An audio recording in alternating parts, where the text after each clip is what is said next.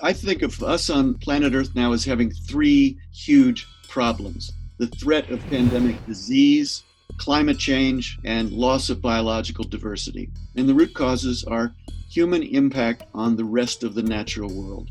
All of the choices that we make, what we eat, what we wear, what we buy, the greater the total footprint of humans, the greater the disruption of natural ecosystems, the greater the contact with wild animals that carry their own unique viruses, the greater the chance of spillovers. Spillover is a word that describes that moment when a new disease agent, such as a virus, passes from its non-human animal host into its first human.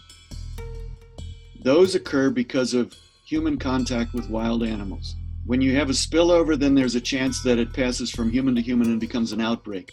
20 or 30 people in a remote forest village somewhere may be affected. If the outbreak spreads, it becomes an epidemic across a country. If the epidemic spreads, it becomes a pandemic.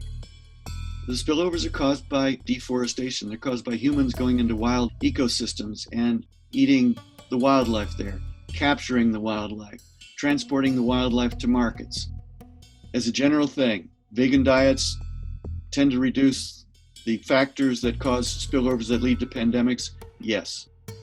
Factory farming multiplies the danger of spillovers becoming outbreaks because concentrated domestic animals represent a great vulnerable intermediate host that viruses from wild animals can get into and then pass from into humans.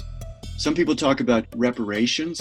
Maybe China should pay reparations for having let this cat out of the bag. And there is culpability there, I think, for China. If we're going to ask China to pay reparations, then what about the 1918 influenza? Who let that cat out of the bag? We still don't know exactly where that influenza began, but one of the strong hypotheses is that it began on a hog farm in Kansas. Industrial agriculture, United States of America. Are we going to pay reparations for the 1918 influenza pandemic that killed 50 million people around the world? We need to use this catastrophe as an opportunity for a major reset.